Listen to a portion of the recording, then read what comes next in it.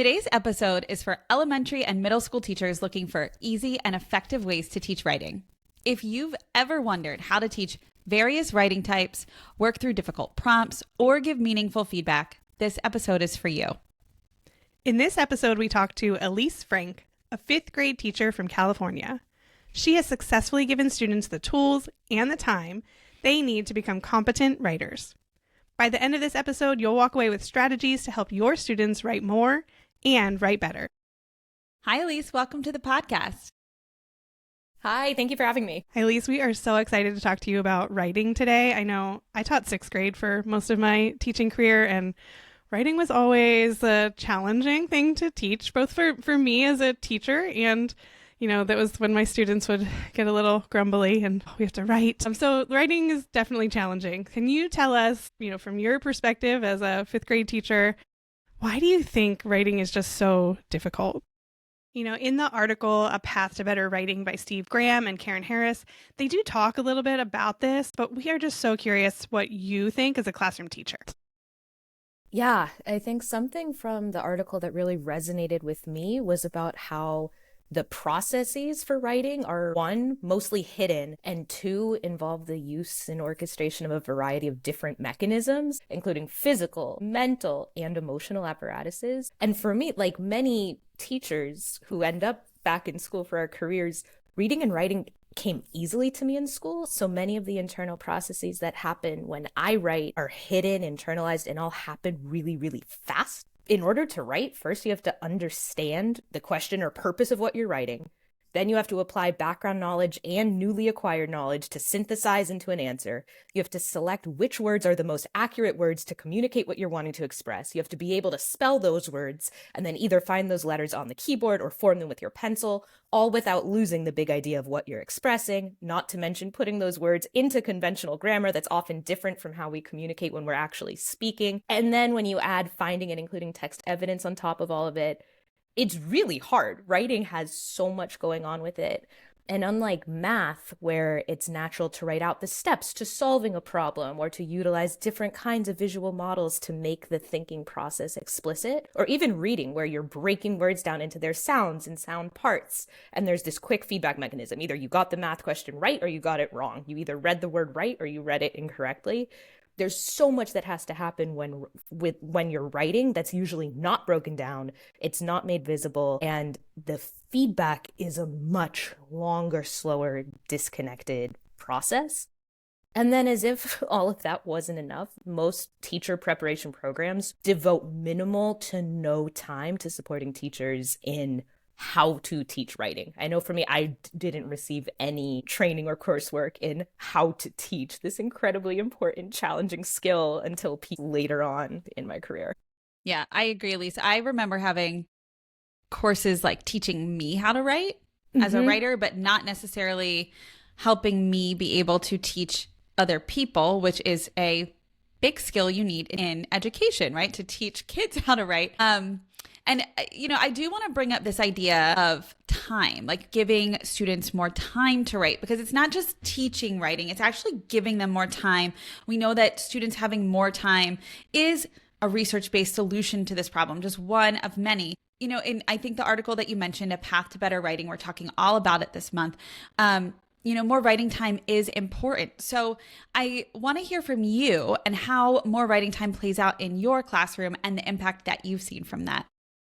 Yeah, I think more writing time definitely has a clear positive impact, but it's a relatively small positive impact compared to some of the other strategies or the other instructional approaches or other interventions to implement in a writing classroom. At the school that I'm currently teaching at, we were really celebrating as a school the sixth grade teaching team because they saw this huge unparalleled increase in test scores for the sixth grade team. And whenever teachers or admin were asking, what did you do differently? Like what led to this huge gain in test scores? Their answer was more writing time. We wrote more. We just wrote, the kids wrote more. After diving more into these different studies and seeing some of the other components that lead to strong results and gains for students, the writing time is a piece of it, but there's a lot of other layers and other approaches and strategies to put on top to lead to even greater results. And for me, in my experience, I've previously worked at schools that focus on a writing workshop model where there's tons of writing time. Students spend tons of time every day writing. But in my experience, that also led to solidifying some bad writing habits. It led to some students just practicing every day long run-on sentences, or led to students every day writing in a way that wasn't necessarily growing. And a majority of the instruction in that approach has to be one-on-one because they're all working on slightly different things. They all have different strengths and goals, and there's not that much coherence in what the class is working on. And for me right now, in a class of 30 students, it's not possible, effective, efficient, or even equitable to have this one-on-one feedback approach being the main way to increase writing. That being said, those students need to have time to write, and they need to have multiple practice opportunities, not only to address the emotional and physical challenges, but also because writing is this incredible tool for comprehension for all content. Yeah. Elise, I want to talk about a whole lot more, but I do want to go back to that idea of more isn't necessarily more. And like kind of just define more, because if I am a teacher listening right now, I might feel really stressed. Like, Elise, I only have 60 minutes to teach ELA. I don't have any more time. I can't have 75 minutes. I can't have 90 minutes to have them spend another 30 minutes writing. So I do kind of want to talk about the idea of more in terms of time. I'm thinking, okay, in that 60 minutes, how can I maximize writing in that time? Like maybe I'm asking students, instead of to do something that we normally do one way, to have them be writing instead, right? Maybe I'm having them write before or after something where I normally would have had them speak instead, and then use writing as a tool for speaking in a different way than I've used it before. So I want to hear your thoughts there. So can we kind of start with first, like very logistically, like time? Like what does this look like in your classroom? Like how did you get students in your 6th grade classroom, where I don't know how many minutes you have to teach, but I'd love to hear, like how did you get them to write more? Absolutely. And I think a big part of it is what you said, is for me, it was starting to shift my understanding of writing in the classroom away from writing is only during this writing workshop block, or writing is only happening during the time that's designated in the day to writing instruction, to when we're writing, it doesn't need to be leading towards this final published piece that we can hang up in the wall. Like writing can be happening in little bursts and little chunks throughout the day. First of all, I'd say as ways to increase just by smaller chunks the minutes, instead of needing, oh, now I need to add 30 minutes, having opportunities for writing throughout science instruction and social studies instruction and the different content areas throughout a day. And I think the other part of more being more, a big shift since starting to use SRSD as the approach for teaching writing, is this idea that writing instruction and writing time in the classroom is not always students writing. In order for writing gains to be made for students, a lot of that is actually direct teacher modeling and making those processes that strong writers do really explicit by modeling as the teacher. So sometimes writing in the classroom, students aren't actually picking up the pencil during multiple days at a time as they're learning and seeing what it looks like. So it might be like an interactive writing kind of experience. Exactly. It could be interactive. It could be collaborative. It could be a model. Absolutely. Elise, just a quick question. So you teach 5th grade. Do you have your students all day? Do you teach all the subjects? Yes. Yes. Can you give some examples of like some writing assignments, or any it doesn't have to be an assignment, just some writing that you've done in the different content areas, even outside of ELA? Yeah, absolutely. I think a strategy and approach that I've started this year that has been really exciting is from a book that I think was featured on a different episode about teaching strategies and powering up using brains. And one of those strategies is the idea of using a brain dump, or using two things. And it's different ways where, for example, in math, if we're learning a new content, for example, we're learning volume. After we've been learning about volume for a little bit, one of the days at the beginning of math, I'll say, okay, take out a piece of scratch paper. For 5 minutes, you're just writing down everything you know about volume. And the gains and results have been really astounding and surprising to me, to see how excited students are when given that prompt, knowing it's not graded, for them to have the opportunity to just show what they know and to express their thinking. And that's an example of writing where we're not using our structures, we're not using our different mnemonics and our different organized ways in order to create a writing piece, but we're just practicing writing and getting comfortable with writing. Can you share, Elise, what students would show on their paper for an example of volume? Like, I'm just picturing perhaps it would not just be words. Exactly. Okay. Exactly. Yeah. So students, they're drawing diagrams and they're labeling the diagrams. They're writing equations and they're explaining what the equations mean. They're writing out the definition of the vocabulary word using the vocabulary acquisition strategies that we use in order to learn volume. They're with prompting and all that. They're writing examples of where you would see volume in the real world. I'd love to see, I know we can't for the sake of this podcast episode, but it would be really amazing to see your students, like 5th grade math brain dumps from August all the way till June. Maybe at some point maybe in June you could email us and share that anonymously, if that would make you feel comfortable. I would love to see it. Absolutely. And I just love that example because, like you said, I feel like there's a lot of pressure. Like, you have to go through the whole process of writing for everything. I just love that example. Is like, yeah, they're still practicing like a part of writing. That's, that like kind of brainstorming first part of writing. They're getting that practice without you having to then like have them write a whole paragraph about volume at the end. That's okay too. It doesn't have to be a full process every single time, which I think is really important. Yeah, I think so too.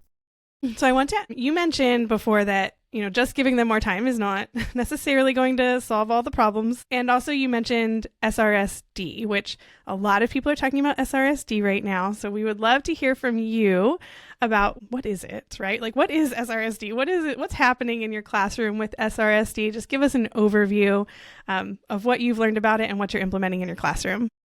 Yeah, absolutely. SRSD, and at my school, we've evolved in our collective understanding of what SRSD is over the past couple of years. So it's self-regulated strategy development, which is a writing instruction method that's designed to improve writing quality by teaching students specific strategies to plan, draft, revise, edit their work, that has this focus on self-monitoring and self-regulation so that they're ordered to achieve independence in writing. And aha for me, in my understanding of what SRSD is that it's a formula for students to internalize and understand to create competent writers. So this approach, this strategy, is not necessarily going to support creative novelists. We are teaching different structures for the different genres of writing, teaching how to make a plan. Here are helpful linking and transition words to use to practice, and then students are able to build on that. So overall, in a nutshell, I would say my understanding of SRSD is that it is an approach to teaching that involves these specific strategies in this really structured way that students completely internalize. I'm wondering if you can give us some actual examples from your classroom. And you shared some really fun ones with us in the pre-call. So we want to hear from you. What does it really look like in your classroom? Yeah, absolutely. So the way that it looks, it's tons of mnemonics. At first, it feels like a lot of mnemonics, but the students internalize those really fast. They really like those. Like when they are lining up to go to recess and they're supposed to be quiet as a group, they'll start chanting these mnemonics, which I can't get mad at because we're practicing our writing strategies, even if we're supposed to be quiet in line. So that's a big piece of it. So the first overarching mnemonic is whenever we write, we use POW. And POW is P, pick my ideas. O, organize my notes. U, write and say more. POW, POW, POW. So then Elise, can we pause you for a second? Can you actually talk through, since not everyone can see you, can you talk through what you were doing with your hands as well? Yeah. So each of the mnemonics have a body movement that goes with it. So for P, pick my ideas, we're pointing to our brain. O, organize my notes, we're showing with our hands how we organize. And then W is we are writing, pretending to write with our hand, and then doing our mouth hand that we say more and we're writing. We're not just copying over our plan. So the POW mnemonic is this predictable, internalized mnemonic to structure writing and ideas before we actually write. So we talk about how for P, pick my ideas. Sometimes you get to choose. Sometimes you're writing an email. Sometimes you're doing fun writing. Usually at school, your idea has been picked for you. Your topic has been chosen. This is the idea. O is organize my notes, which is really about genre identification. So for O, students are identifying, is this narrative, persuasive, or informational writing? Each of the different genres has a matching mnemonic that accompanies it. So for example, if it's informational writing, they know we're using TIDE. So then there's another mnemonic for TIDE, and TIDE is topic, where we point to our head, topic, important evidence, we point to our eyes, detailed examination, we point to our mouth, and we point to our chin. And in teaching this mnemonic, and what we practice a lot is, why do we point to our head for topic? Because that's the top, that's where we picked our ideas, that's where we're writing what we're writing about.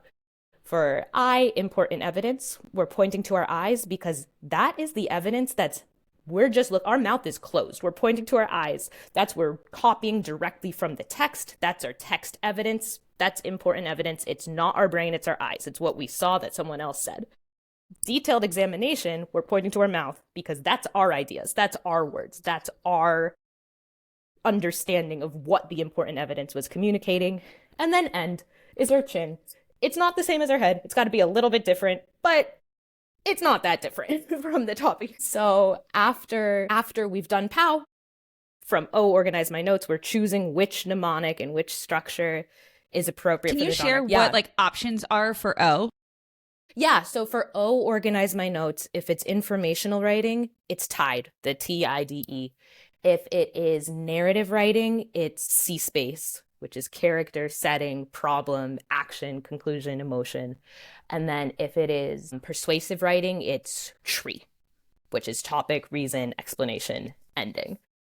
It feels like a lot and it feels super overwhelming to be receiving it at the same time, but the students actually do internalize it pretty quickly, especially with the chants and the body movement and all of those components. Does your school do it in different grade levels? Mm-hmm, we do. So they know it year over year? That's helpful. That's very helpful. That's hugely helpful. And a big part of SRSD is internalizing these mnemonics so that students aren't reliant on graphic organizers or worksheets, but they always have this strategy to create their own organization on a piece of paper. And are they the same from, like, are the mnemonics the same from kindergarten through forever? So do they change? Like, for example, does C space become, I don't know, see something else in grade 6? Do you know what I mean? I totally do. The base of it stays the same, but they do get more complex as the thinking gets more complex. So instead of TIDE, it will become TIDIDE, as they have multiple pieces of evidence. Or it'll be, well, if I'm writing a whole essay, I have multiple TIDE or TIDIDE, multiple like paragraphs put together. Right, exactly. And the way that students internalize the language is really incredible, because we've been working on it all year, whenever they're given a prompt, students will say things like, well, okay, do I need TIDE or is this TIDIDE? And students will say to each other, it says 2 pieces of evidence, so we need TIDIDE. Like, they really internalize and take ownership over the acronyms. That's neat. So you could even be like, add more IDs for if they need 3 pieces of evidence per se, right? That's like exact feedback I've given to students before when we're writing, which is incredible. Like, that's a great tool to be able to give, because giving feedback as a teacher can be really challenging for developing writers, but to have the language that they understand of saying, this is really strong, it would be stronger if you added another ID, and they know what that means, and then they can go off and do it. Right. That's so helpful. I love that you have language for both teachers and students. It's such a teaching tool. Yes, exactly. Elise, I'm wondering, sometimes these kind of mnemonics can get a little bit of a bad rap. You know, it makes formulaic writing, and like you kind of mentioned before, I don't know, it might stifle them as writers. What are you really seeing in your classroom? Like, is that the case? It doesn't sound like it. I just want to let you talk to that. Totally. I mean, for me, my biggest goal as a teacher is for all students to reach a level of competency and then beyond. So before I'm really too concerned about them being I want all students to have the opportunity and the tools and support to reach that level of writing competency. Once students have internalized these structures and understand what good writing is, then they learn how to break the rules, or they learn how to adjust or adapt or play with these structures. And they start to become able to see how real examples of writing, whether it's an article or a book, how they play with these structures and how they do have all these parts, but it might not always be in the same order. But for me in my classroom, it's a huge priority to support all students in reaching this writing competency, which is something I've struggled with for my whole career as a teacher, is to make sure that all students are able to be successful with writing. So no, SRSD is not going to inherently support the most creative, the most flourishing writers, but it will support and create this baseline competency, which is a much more solid foundation to build on in order to push from there than a shaky foundation. And like you said, you need those basic building blocks before you can do anything else, right? Like you can't just jump straight to that, let's be super creative and break all the rules if you don't know the basics first. Exactly. Yeah. And I don't think that it stifles kids' creativity. I mean, I think that would be something that we would hear as a pushback in terms of like a formula to writing. So I think like if we're really preparing our students for the world, for life, for career, for whatever it is that they want moving forward, they need to be able to write emails. They, like you said, Elise, they need to be able to communicate.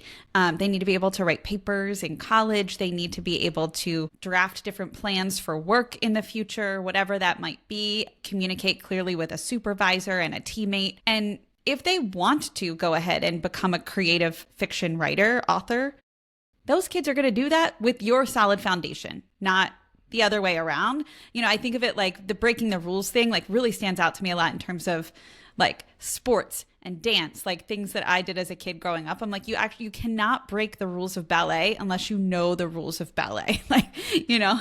Exactly. And in my experience over these past 2 years of starting to use SRSD in my classroom is by providing this structure and by providing this very reliable, predictable routine that really increases the accessibility for all students in the class, then they're able to become more creative in the actual thinking. It's not they need to be creative with the structure of how they're citing evidence or the structure of how they're forming a paragraph. No, they're able to be incredibly creative and thoughtful and insightful thinkers about their understanding of a text or what they're communicating or what they're conveying.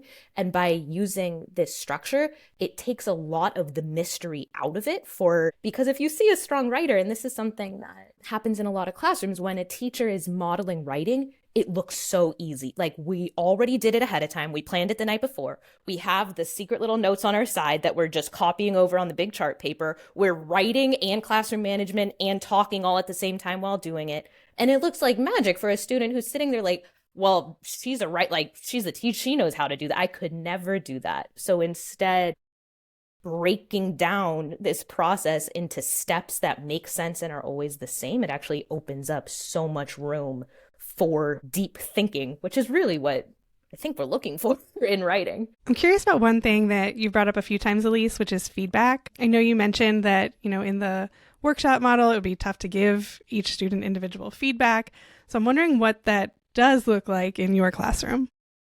One way that it looks, yet another chant that we do is every day, multiple times, we talk about how good writing is fun to read, we pretend to look at a book, fun to write, pretend to write, makes sense, pointing to our brain, and has all its parts, showing that organization. And that's really all of the feedback that I'm ever giving. So having this become internalized for students, I'm then able to use those same 4 different components, either one-on-one or to make small groups or to give as a form of a rubric. Can you say them again? Yeah, absolutely. So good writing is fun to read. So that gets into sentence structure and word choice and that's really those main things: sentence structure, word choice, interesting, like the kind of, is it fun to read? Fun to write gets into the strategy development and the self-regulation part that we haven't talked too much about yet, but that's that piece of it. Makes sense is, do the ideas make sense? Is this logical? Does the writing make sense?